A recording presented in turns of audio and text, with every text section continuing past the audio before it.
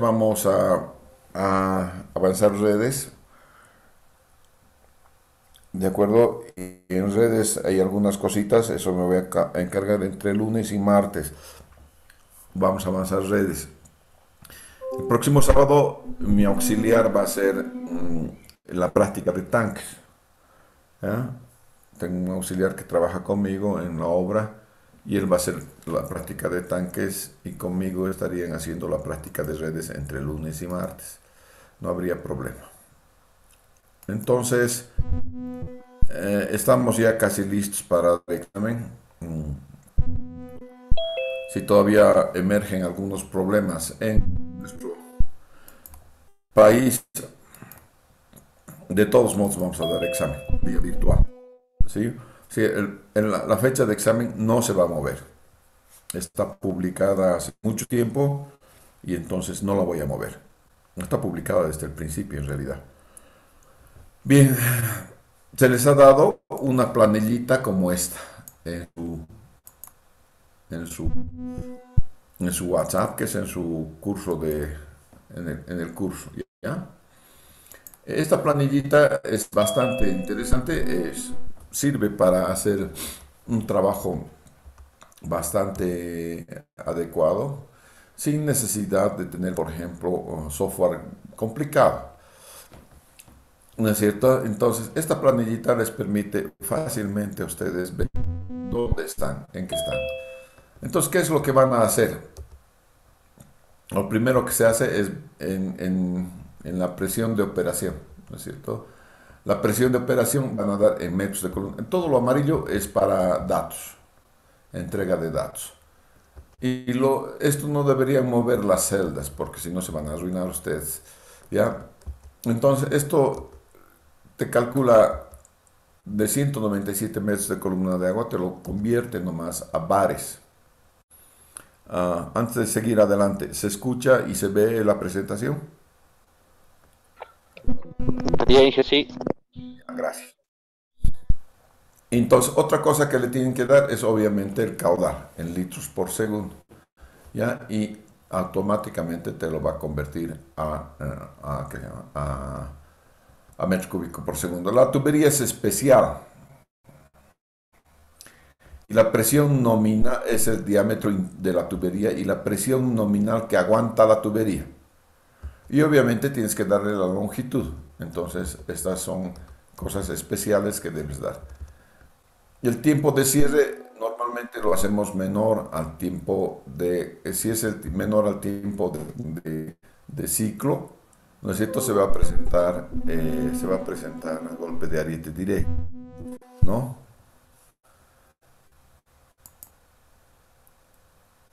¿Qué quieres, Eric?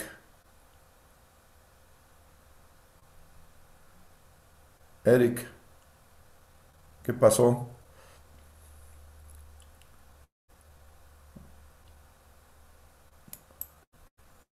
Está.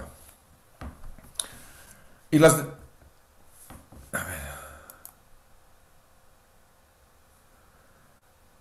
está preguntando acerca del examen si va a ser en la U o no. ¿Qué les he dicho? Que eso les voy a confirmar yo. ¿De acuerdo? De acuerdo a la aula. Si la aula libre, el aula magna, el aula que tenemos es la gigantona donde está libre, ahí vamos a entrar. ¿Ya? Y de acuerdo también a como pandemia, porque si la pandemia está medio fregada, obviamente no les voy a dejar, no voy a arriesgar a ninguno de mis alumnos. ¿Ya? No voy a arriesgar a ninguno de mis alumnos. Eh, voy a agarrar y voy a seguir nomás el tema de hacerlo vía virtual. ¿De acuerdo? A menos que tengan algún problema específico. Yo estoy en Tarija, yo estoy en el Beni. Alguno me dice estoy en el Beni, ok. De todos modos, para ellos va a haber un examen virtual. ¿Ya? Para el resto, es el mismo examen, pero examen presencial.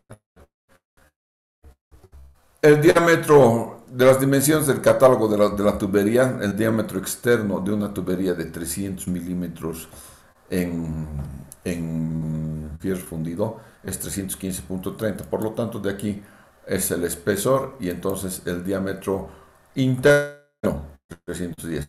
Fíjense que el diámetro nominal es 300, pero por dentro tiene un poco más esa tubería, ¿ya? Siempre es así. Es solamente el diámetro nominal. En realidad, internamente es un poco más. Esto tienes que ver del catálogo aquí, por eso dice dimensiones del catálogo de la tubería. Todo esto tienes que colocar. Ya el área está ahí, diámetro es automática. Y aquí tienes que colocar el módulo de elasticidad. Y veamos entonces aquí algunas formulitas que tenemos. El módulo de elasticidad está aquí abajo.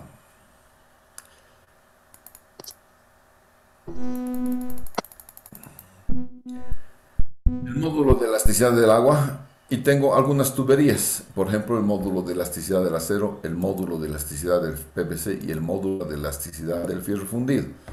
Entonces, lo primero que me pide es obviamente el análisis de qué modo. Y este es en módulos volumétricos aproximados. Aquí está, ¿no? Del aire también, del agua y del aire. ¿Ya? Y de los materiales. Entonces ponen ahí los materiales ustedes. Esto es del agua, su densidad, ¿no es cierto? ¿Cuántos son en megapascales su densidad? Y el K en bares, no se olviden que el K es el módulo de elasticidad, ¿ya? En bares, aquí está entonces, esto ya está, en bares aquí, también en pascales o que lo pongas por centímetros cuadrados, todo está aquí, ¿ya? Entonces, no hay duda que esto también es sacado de catálogos, ¿sí? Para el agua, para los diferentes materiales. Muy bien. La velocidad de flujo seguramente es en el diámetro interno, ¿no es cierto? Ese es el caudal, ¿no es cierto? En metros cúbicos por segundo, el área la está sacando, ¿no es cierto? El área que ya está calculado. Y finalmente tienes la velocidad, ¿no? Caudal sobre área, ¿no es cierto? Y fíjense que el área está sacado con el diámetro interno, ¿no es cierto? Por lo tanto, tienes que saber cuál es el diámetro interno para saber cuál es el área. Y a partir de que sabes el área, ¿no es cierto? Vas a poder calcular la velocidad. La velocidad te va a dar en metros sobre segundo. Es importante que esa velocidad no sobrepase 2,5 metros sobre segundo. Si no, el golpe de Ariete es fantástico. La velocidad del sonido en agua necesitamos también porque es la velocidad del sonido K sobre P, que es el módulo sobre la densidad del agua. Aquí están los datos. La celeridad del agua entonces es 1483 metros sobre segundo. Y luego tienes la celeridad de la onda, que vamos a sacar con esta formulita. Pero ojo al piojo, esta formulita que está utilizando aquí es la formulita para paredes gruesas, creo, ¿no? Eso tienen que ver, sí, ¿no es cierto? Entonces, tienen que saber si están trabajando con pared delgada o con pared gruesa, porque esto difiere, ¿ya? Entonces, la celeridad de la onda, la velocidad de sonido, el diámetro interno, el espesor de la tubería y el módulo de elasticidad. Estas son las fórmulas empleadas. La celeridad ya la hemos calculado. El K es fórmula nomás, ¿no es cierto? Que viene con K, está trasladado de bares a pascales. La elasticidad del material también, ¿no es cierto? Tiene que ver de bares a pascales nada más. ¿No es cierto? El diámetro, viene el diámetro interno de la tubería. El diámetro interno de la tubería. ¿No es cierto? Y finalmente tienes S, que es esta partecita, cuánto es el espesor. Y vas a tener la celeridad de la onda. Ahí está. Con esos tres datos, ves esta cosa, ¿no es cierto? Esta fórmula, esto es la aplicación de esta fórmula. Y entonces tienes la celeridad de la onda. Muy bien.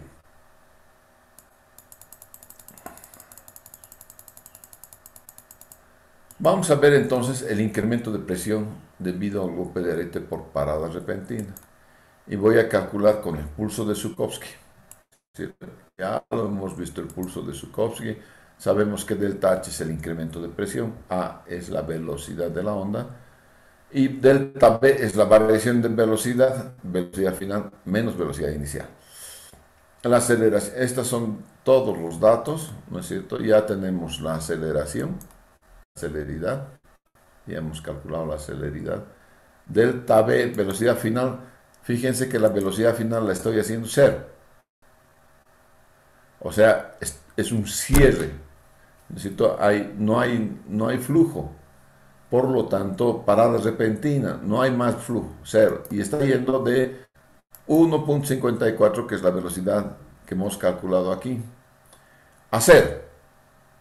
Entonces, delta B es menos 1.54, la gravedad, y el delta H. Delta H, ¿no es cierto? Está con esta formulita, esta delta H. En metros de columna de agua y también dado en bares. Fíjense que lo que se ha subido en este caso por delta H, la sobrepresión es 178 metros de columna de agua. ¿No es cierto? Y entonces el pulso de Zhukovsky es la presión de separación más el delta H de Zhukovsky. Esa presión de operación era 19.3. Aquí está, presión de operación. ¿No es cierto? Y delta H acabo de calcular. Se ha hecho 36.8 bares. Y esto lo tengo que comparar, ¿no es cierto? Comparar con lo que aguanta tu tubería. ¿Y cuánto aguanta tu tubería? 25 bares está aguantando tu tubería. Entonces, hay falla. En otras palabras, esta tubería va a hacer ¡pum! ¿No es cierto? Por la presión. Va a fallar a la presión. Y entonces, eso es una macana. El tiempo crítico de cierre, máxima sobrepresión o subpresión, se obtiene cuando el tiempo de cierre delta T es menor o igual que el tiempo crítico, ¿no es cierto? Aquí tienes el tiempo crítico, 2L sobre A, y el tiempo crítico de cierre sería 3.1 segundos. Entonces, si tú cierras en menos que 3.1 segundos, vas a tener toda esta falla. Veamos si a la fuerza que pongo aquí, si me voy a 2.5, todo chocho. Listo.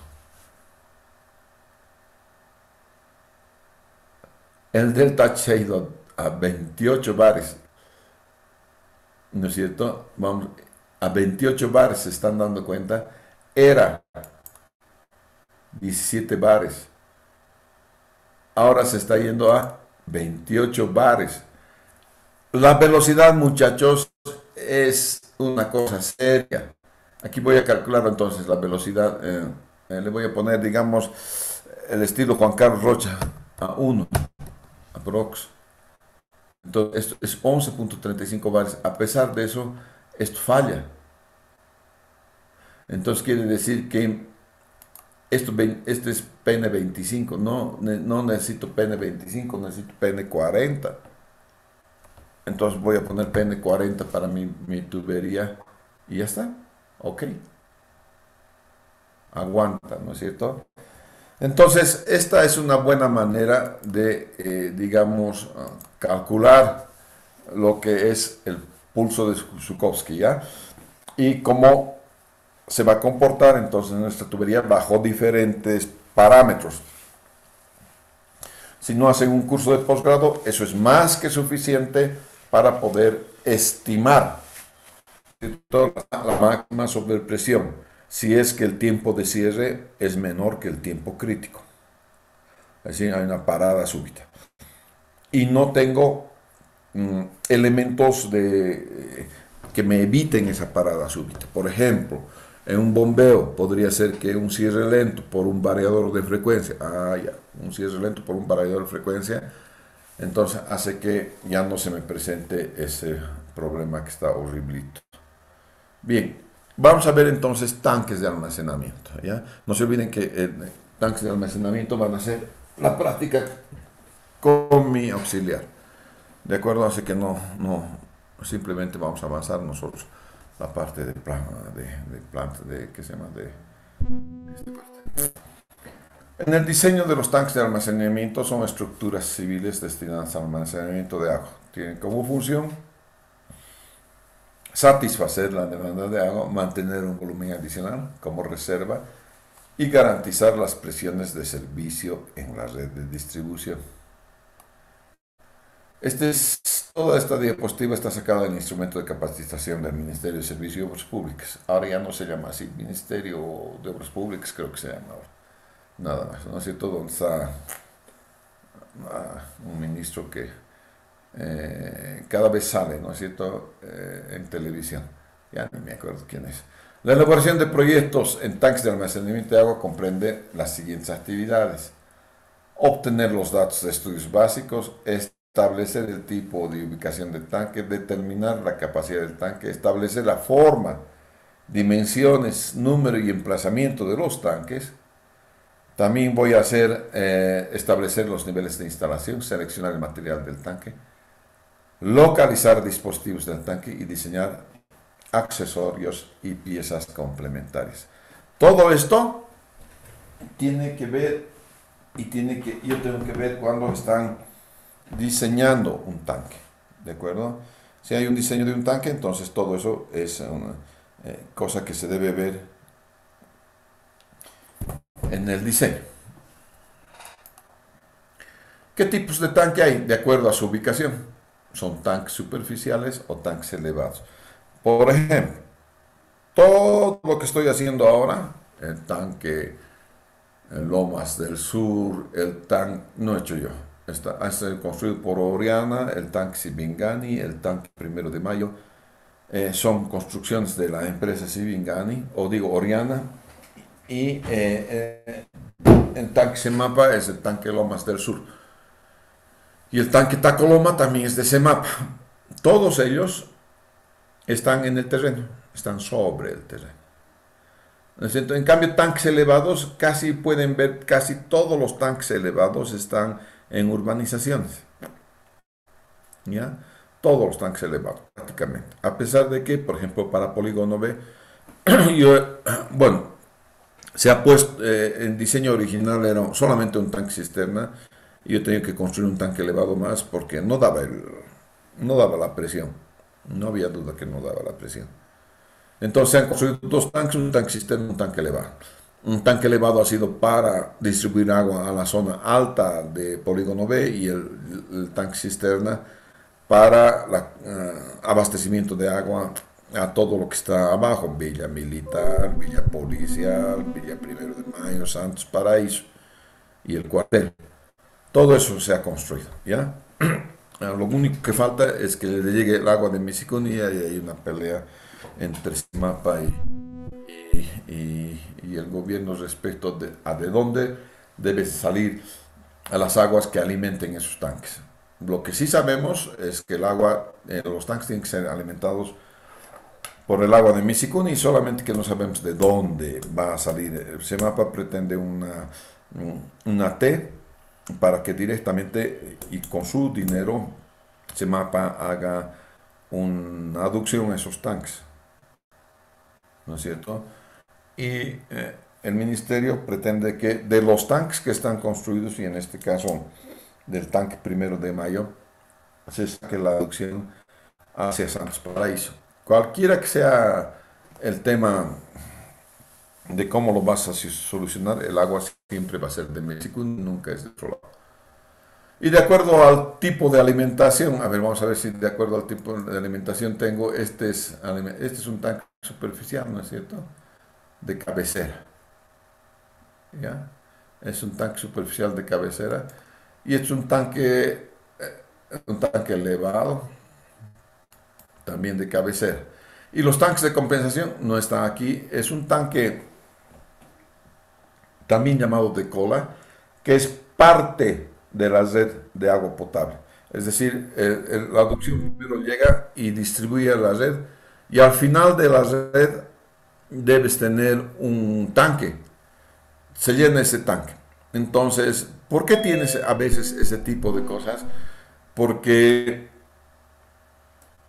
el mapa, por ejemplo, abre sus válvulas digamos, de 6 a 10 de la mañana para un lado, cierra esa válvula, de 10 a 4 de la tarde para otro lado, cierra esa válvula. Entonces va distribuyendo con la misma agua, va distribuyendo a varios OTBs, varias zonas, ¿no es cierto? Y eso entonces hace que tengas necesidad de tanques de cola. Ya se llena el tanque y entonces para el resto del día, ese tanque de cola o el tanque de compensación que ustedes están viendo acá va a ser el responsable de alimentar con agua a, a un determinado barrio. Bien, en la capacidad del tanque de almacenamiento, cualquiera, tú vas a calcular tres cosas. Vas a calcular el volumen de regulación, vas a calcular el volumen contra incendios y vas a calcular el volumen de reserva. Vamos por partes. El volumen de regulación se hace mediante curvas de consumo. Esta es una curva de consumo. Esta celeste. Una curva de consumo acumulada. ¿Ya? En esta curva de consumo acumulada ya van a ver entonces cómo, y este es el abastecimiento. En la línea recta es el abastecimiento y la curva de consumo acumulada es esta S. ¿No es cierto? A partir de ello se calcula entonces el volumen del tanque. ¿Ya? Ustedes, como les digo, van a hacer la práctica el próximo sábado. Mediante coeficientes empíricos. Aquí están los coeficientes empíricos. ¿De acuerdo? Este C, caudal máximo diario, ¿no es cierto? Por T. El volumen de regulación, entonces depende si es por gravedad o si es por bombeo. Este coeficiente C vale 0,15 a 0,30 en el caso de gravedad y en el caso de bombeo 0,15 a 0,25. Todos los tanques siempre se llenan con el caudal máximo horario. No hay tanque alguno que se llene con otro caudal. ¿No es cierto? El volumen de regulación. Todos los tanques siempre se van a llenar con el caudal máximo horario. Y tiempo es el tiempo de regulación, ¿no es cierto? Entonces, un día como mínimo. Un tanque te tiene que aguantar, entonces, el abastecimiento que tengas para una determinada OTB para un día. Por lo menos un día de agua, ¿no es cierto? Muy bien. Esa es la parte cómo vas a calcular.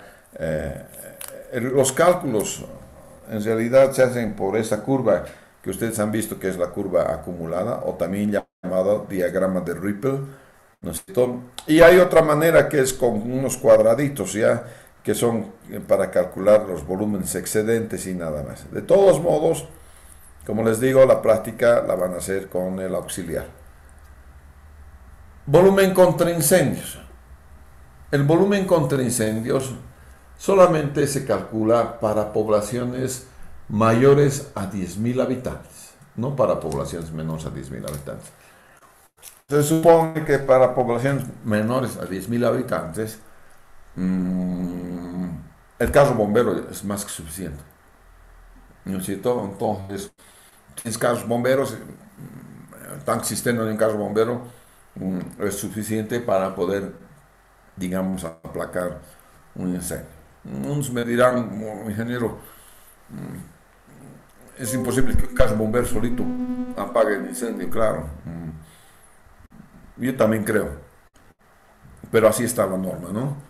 Bien, este es el caudal contra incendios que tú debes calcular, donde Q sub I es el caudal de lucha contra incendios en metro cúbico por minuto. Ojo al piojo.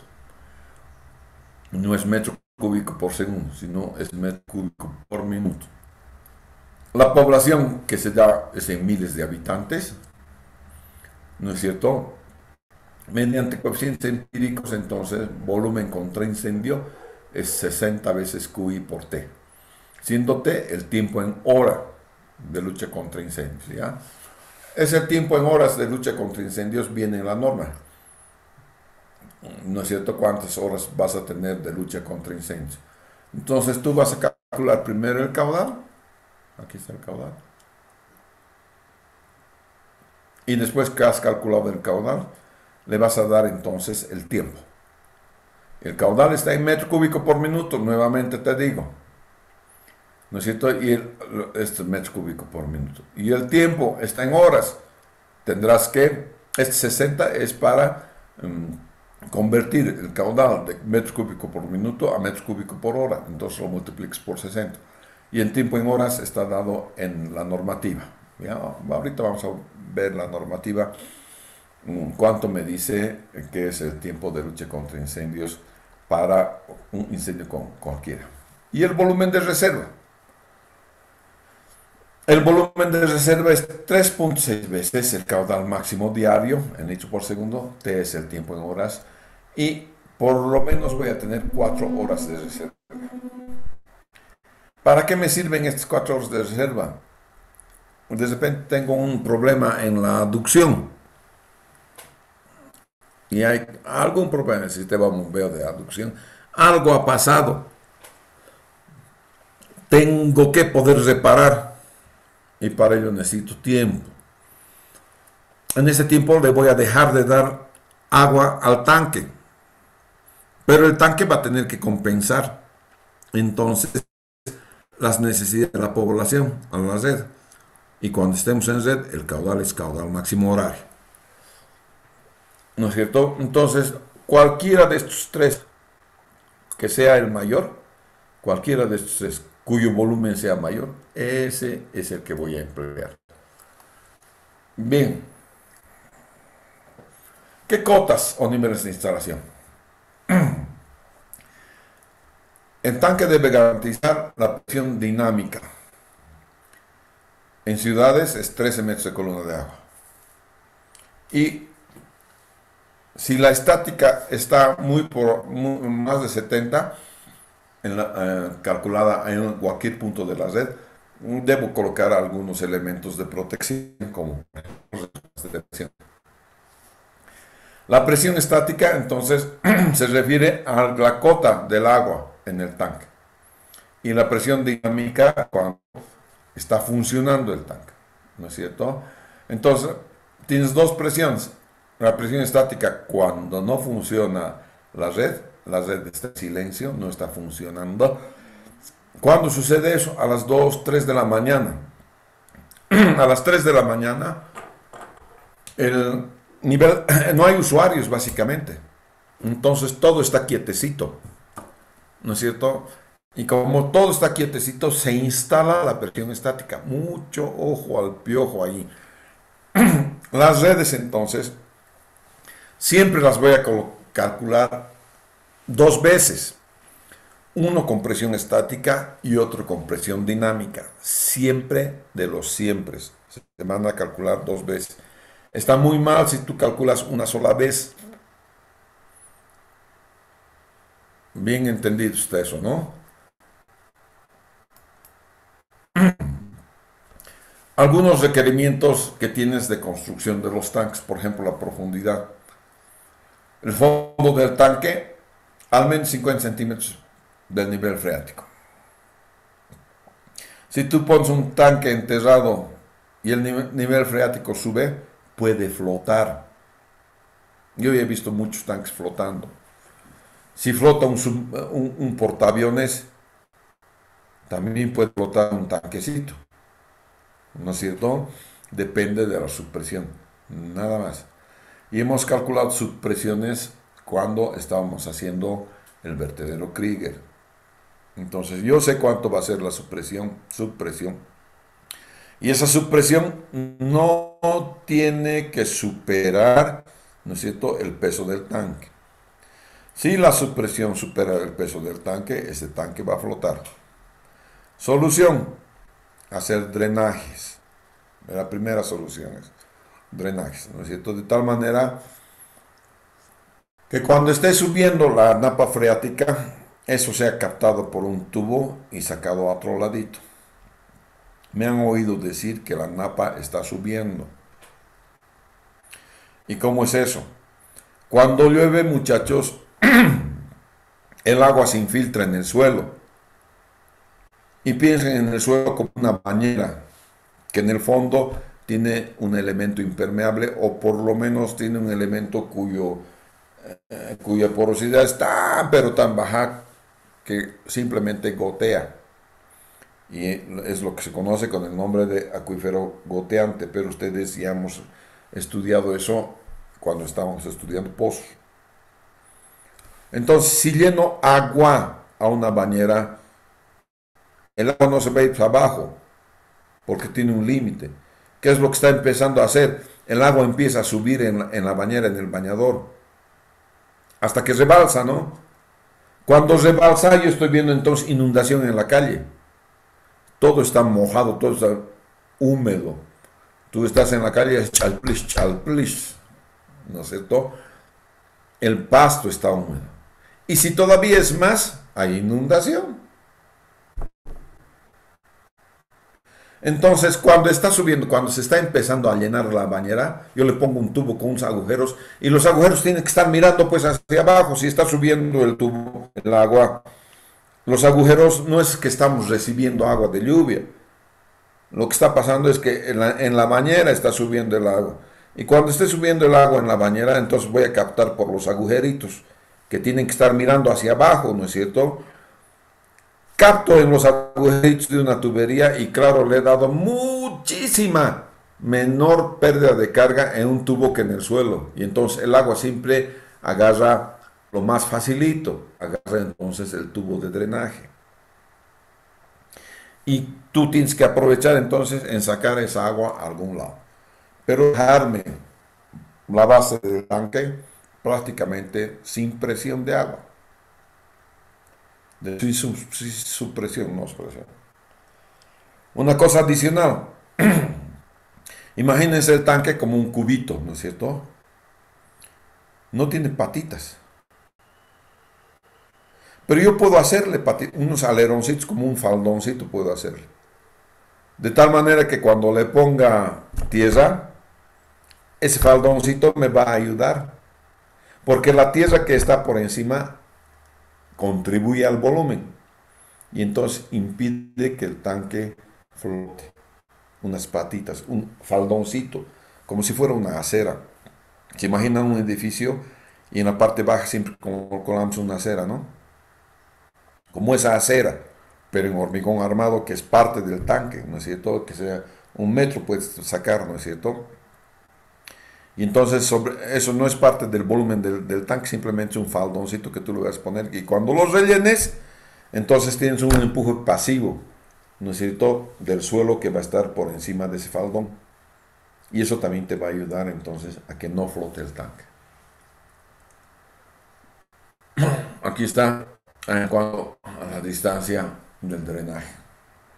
Distancia a tu servicio. La mínima posible, obviamente, ¿no es cierto?, para la distribución de la red. Pero tengo, digamos, alcantarillado. El alcantarillado no debe estar más que a 30 metros y 45 metros para tener. No quiero intrusión de agua contaminada, de agua de heces fecales al tanque. Cuidado con eso. Por más impermeable que sea el tanque, ¿no es cierto? Y si tenemos un drenaje, vamos a disminuir a la mitad. Emplazamientos. Próximo a la fuente de agua. Cercanías de las zonas de mayores consumos. Zonas altas. Obviamente un tanque, mientras más alto está, más atiende al área por debajo del tanque. El sistema de drenaje debe ser subdividido de manera que cada subdivisión corresponda a un área máxima de 500 metros cuadrados. O sea, tú puedes drenar de 500 en 500 metros cuadrados. ¿Qué número de unidades? Esto, ojo al piojo también. Cuando el volumen del tanque sea superior a 50 metros cúbicos, debes tener 2 tanques. O por lo menos le eches una pared. En el tanque grande que construyes, a la mitad le metes una pared y un pasamuros le pones en esa pared abajo y válvulas. Normalmente esas válvulas van a estar abiertas porque por vasos comunicantes vas a llenar un tanque y el otro también. Pero digamos que quieres poner en mantenimiento en uno porque pues, ha rajado o algo por el estilo. Cierras la válvula pues de uno de los tanques, drenas un tanque y el otro tanque todavía sigue funcionando. Eso es lo que normalmente hacemos cuando tenemos tanques. Vamos a ver entonces algunos aspectos complementarios. Por ejemplo, la altura de revancha, ¿no es cierto? No menor a 20 centímetros. No menor a 20 centímetros. Es la altura de revancha. El revestimiento interior, impermeables, independientes del revestimiento o pintura. En otras palabras, te está diciendo que le vas a poner hidrófugo a la mezcla. Y ese hidrófugo de la mezcla normalmente es el material que conocemos con el nombre de Sika 1 para los productos Sika. ¿Existen otros productos? Sí, existen otros productos. No sé qué. Yo, particularmente en mi experiencia, no utilizo otros productos. Utilizo el producto Sika, Sika 1. Pero hay muchos. ¿Ya? Hay muchas marcas también de los productos Sika, ¿ya? Y, como similares al producto Sika. Vamos a ver, Sika. Por ejemplo, ahora voy a utilizar Sika 3 para que es un acelerante de, de que se llama de fraguado. A ver un ratito.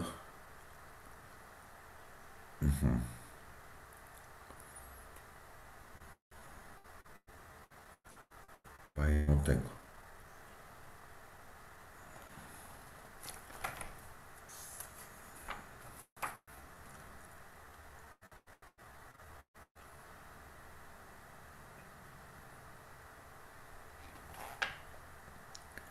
Impermeabilizantes, 291. Tengo mi manualito, 291. El Sika 1 es un aditivo impermeabilizante de fraguado normal. Es recomendable, ¿no es cierto?, para el amasado del hormigón, ¿ya? Sobre todo para tanques, ¿no es cierto? Entonces tienes que poner Sika 1 para el amasado de los tanques. Como es de naturaleza inorgánica, no se degrada por acción bacteriana, ¿no es cierto? Es importante eso. La apariencia es más o menos amarillento el Sika 1, ¿no es cierto? Y tú puedes comprar en 1 kilo, 5 kilos, 18 litros, 200 kilos, en tinetas o en tambores de 200 kilogramos. Y la aplicación en hormigones, 2% del peso del cemento. 1 kilogramo por saco de cemento de 50 kilos. En morteros, 250 a 350 gramos por metro cuadrado por 1 centímetro de espesor según la dilución. Entonces, señores, es eso, en cada hormigón, 2% del peso. Es decir, 1 kilo de Sika por cada bolsa de cemento que tú pongas. Eso me voy a acordar bien. 1 kilo por cada bolsa de cemento. Entonces, eso es lo que haces cuando tienes que hacer el almacenamiento. Ya, una vez que has vaciado, tienes que tener mucho cuidado en la vibración. Tiene que estar bien vibrado el hormigón. Ya, una vez que está bien vibrado, cuando vayas a desencofrar, no tienes que ver cangrejeras. Si tienes cangrejeras, algo ha pasado. Y entonces hay que curar las cangrejeras. Curar un tanque no es fácil. El curar un tanque se hace con métodos especiales. ¿Ya? Métodos muy especiales. En este tanque de polígono B, hemos llenado el tanque y yo veo humedad en la parte externa. Digo, no, momentito, aquí hay algo malo, hay que curar. Entonces hay unos productos especiales, cuesta caro, se bombean al interior de la pared ya construida. Por ejemplo, otro ejemplo, en la construcción de los filtros biológicos en la planta de Sacaba, para ver la impermeabilidad del filtro del tanque, primero hemos arenado, agarrado, entonces es un cañón de arena, ¿no? Todito el cañón de arena se pasa por alrededor, el cañón de arena, ¿ya? Y eso saca todito lo que es el hormigón que está medio suelto, ¿no es cierto? Y entonces tú empiezas a ver los huecos, las cangrejeras. Y eso nuevamente hay que rellenar con un producto especial. Una vez que todo esté impermeable, recién se da permiso para llenar con piedras y después llenar con aguas. ¿No es cierto? En caso de tanque de agua potable, has hecho con el SICA 1, el hormigón almacenado, 1 kilo por bolsa, ¿no es cierto? Kilo por bolsa de cemento. Has vaciado, has vibrado bien, has hecho todo, has curado las cangrejeras. Cuando sacas el, el, el, el encofrador, inmediatamente tienes que curar las cangrejeras. ¿De acuerdo? Y lo que haces es, además de eso, vamos a tener que se llama que hacer una pintura. ¿Ya? Entonces,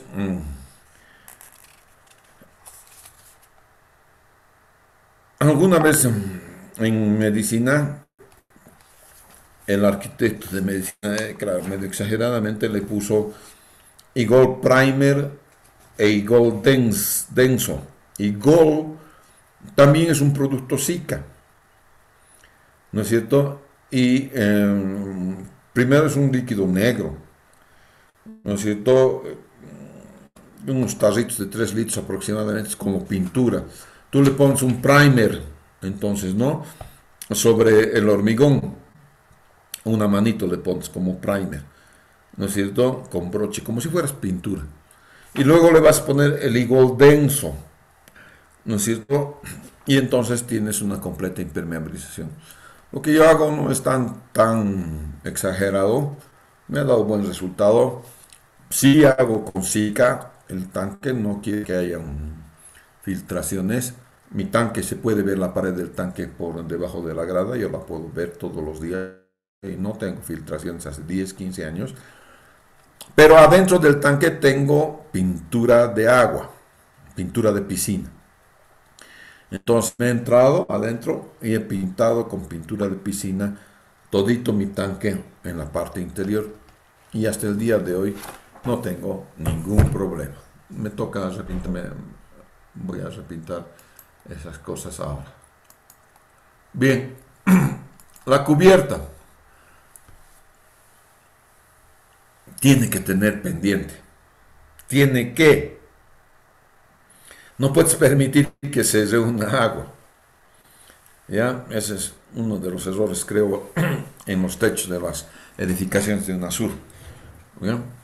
Tiene que poder garantizar que hay una pendiente de al menos 2%. Limitadores de nivel. Sí, señor. Se ponen unas válvulas especiales que limitan el nivel. Vamos a ver si tengo aquí una válvula, un cachito.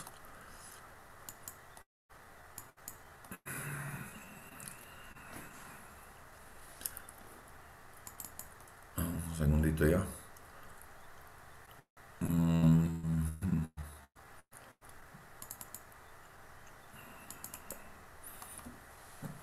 Aquí donde estamos. Aquí.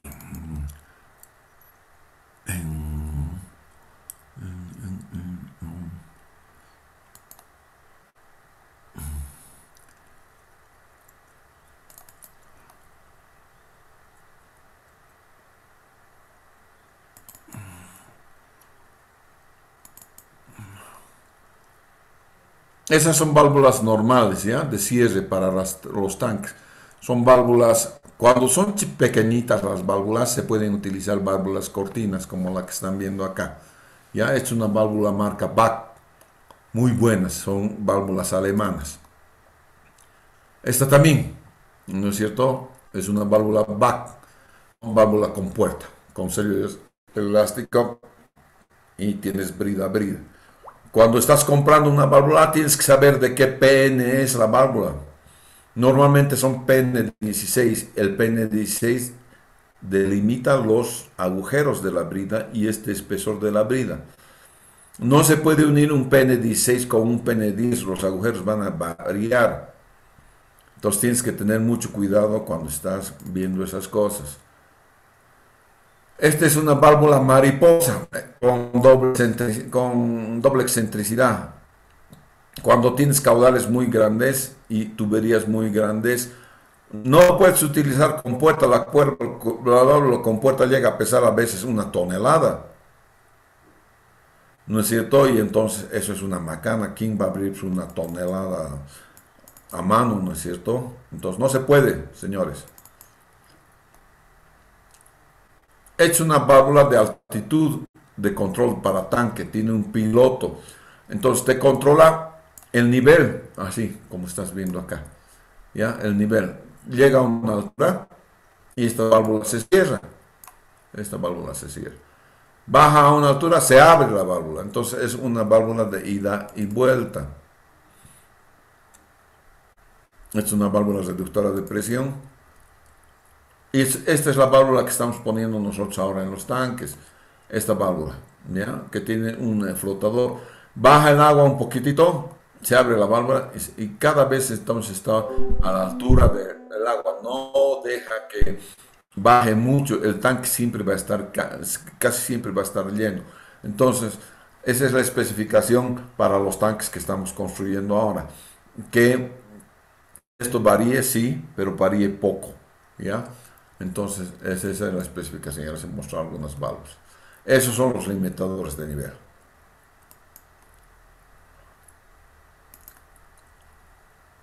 Ventilación. Todos tienen ventilación. Es un tubo, una T y 2 codos. Y abajo le pones una mallita para que no se entren los bichos. Nada más. Un tubo recto, unos codos, una T, unos codos y abajo del codo una mallita. ¿Ya?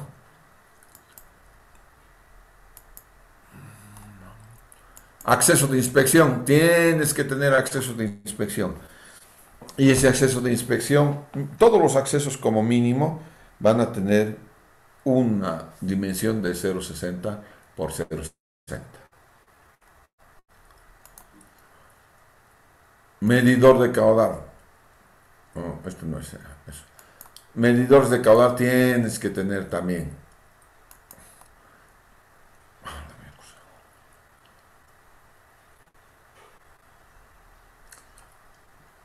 Medidor de caudal. A ver, vamos a ver un medidor de caudal. Ahora les muestro un medidor de caudal.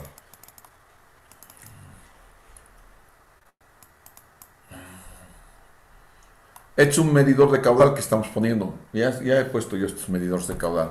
Son medidores Euromag. ¿Ya? Tienes dos líneas, la 2200 y la 2300. La 2200 va hasta 400 milímetros y la 2500 va de 450 milímetros arriba. Esos son estos medidores de caudal. Entonces tienen, ya sea añadido acá o a distancia, que son EL, ¿no es cierto? Entonces, cuando estás diseñando un medidor de caudal, verás que tienes 1, 2, 3, 4, 5 caudales. Un medidor de caudal entonces tiene que tener, de acuerdo al diámetro, 5 caudales. Diseñas con caudal 3, que es el caudal permanente, el caudal nominal, y verificas el mínimo, el de transición, el de revances, overflow, y este caudal 0,5%. Todos esos caudales te los va a decir, te los tiene que decir la especificación técnica, y de tal manera que este ratio Q3 sobre Q1 siempre sea uno que sea adecuado. Ellos en el DBC te van a decir cuánto es el ratio, ¿no es cierto? Pero fíjate, el caudal permanente para una válvula de 4 pulgadas da hasta 100 metros cúbicos por hora. Y su precisión se mantiene, es buena, cuando el caudal mínimo es 0.8 metros cúbicos por hora. Si tú en vez de una válvula de 4 pulgadas le has puesto una válvula de 6 pulgadas, es 0.8 ido a 2. Cuando el caudal sea pequeñito, no va a dimensionarse, no va a marcar un caudal de 6, un diámetro, un medidor de caudal de 6 pulgadas te da 250 metros cúbicos por hora. Uno de 4, 100. Si mi tubo es de 6 pulgadas, no le puedo poner un medidor de caudal de 6 pulgadas. De hecho, no se compra nunca, jamás de los jamases, se compra un medidor de caudal del diámetro de la tubería. No hay eso, muchachos. Un medidor de caudal se compra de acuerdo al caudal que vas a medir, no de acuerdo a la tubería. Grave error si mides de acuerdo a la tubería, porque aquí te estoy mostrando cuáles pueden ser las consecuencias, ¿cierto? Entonces, por favor, siempre vean esto, una tabla así. También tengo una tabla así en otro lado, creo que.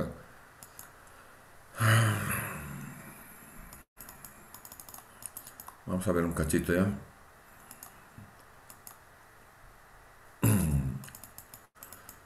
Cosas importantes que debo mostrarles, porque hasta el día de hoy me sigo peleando con eso, con los ingenieros viejos ahí, que se supone que deberían tener, ¿qué se llama? Experiencia, y de verdad hacen huevadas. A ver, ¿dónde está? Aquí un cachito. Ese medidor que les he mostrado es un medidor Euromag. A ver, Castellana tiene que ser. Costos, Casalena. Aquí está. Estos medidores son Acron.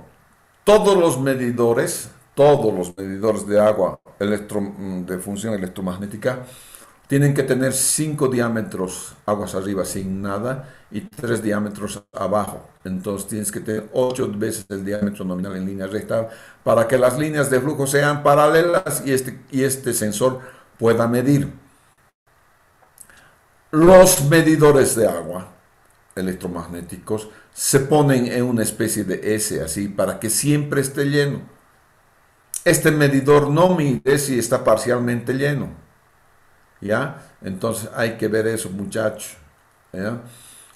Existen adaptadores de tuberías, montaje vertical, no puedes colocar aquí ni aquí, ¿ya? En las bombas no se puede colocar antes, se tiene que colocar después de la bomba, ¿no es cierto? Entonces, las válvulas no pueden estar tan cerquita, las válvulas, ¿no?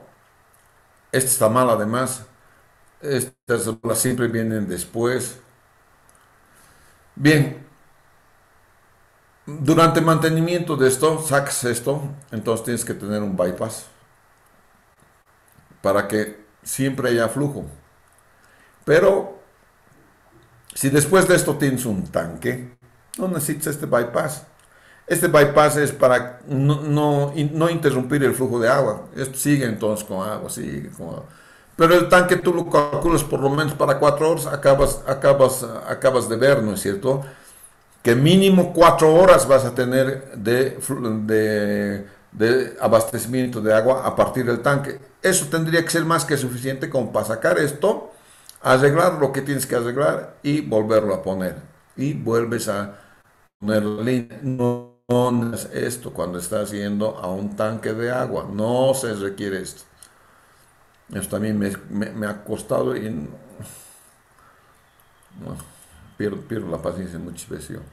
Pero ya estoy viejo, por eso pierdo la paciencia.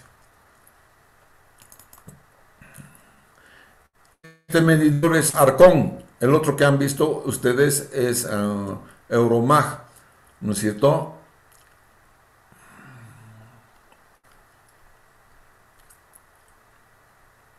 Aquí están dimensiones. ¿Cuántos caudales? ¿No es cierto? Hoja técnica de dimensiones, diámetro nominal, un cachito. Aquí está. No, hoja técnica de dimensiones.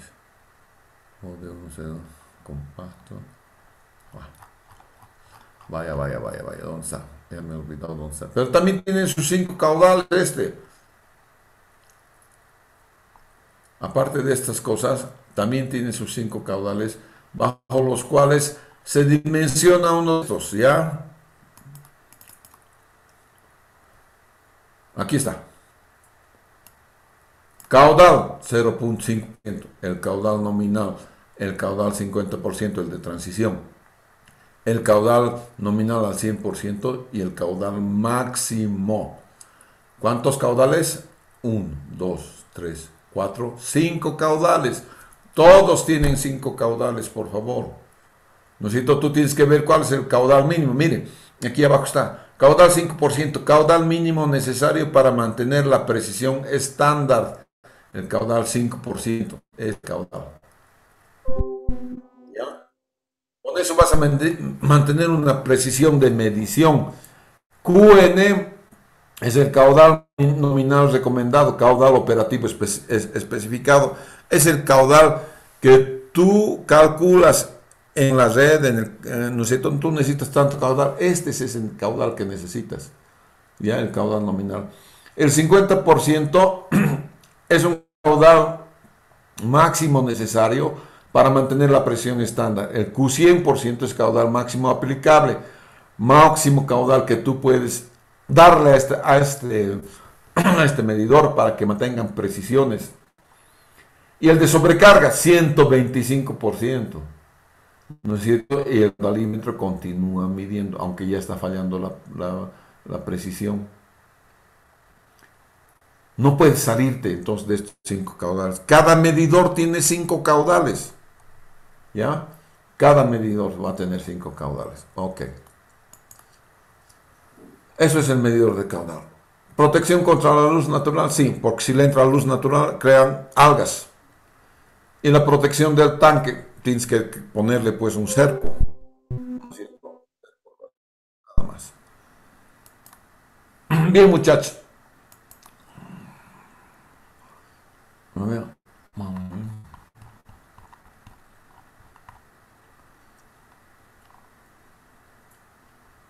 Ya, eso es todo entonces.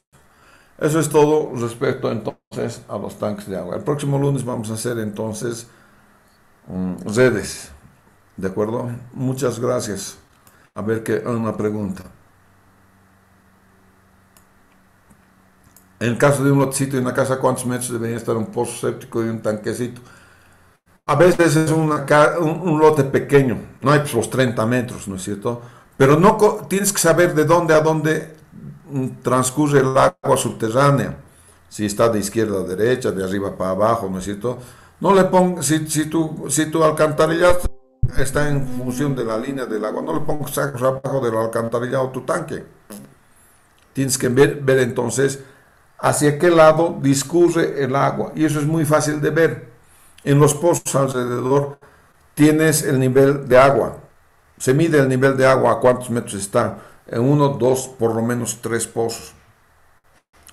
Y haces curvas de nivel como si fuera topografía del nivel de los pozos, ahí, del nivel que alcanza el agua en los pozos, como si fuera topografía. Interpolas curvas y esas son curvas de isopresión.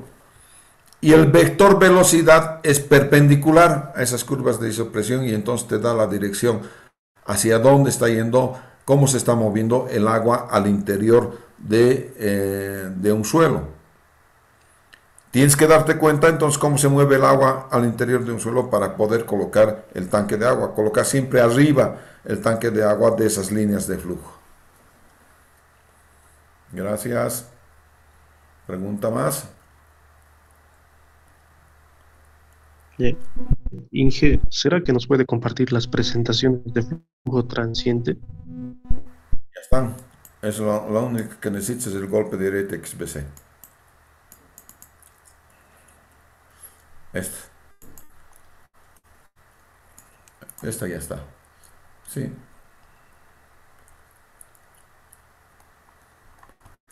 Sí, está ya contigo la presentación resumen, ¿ya?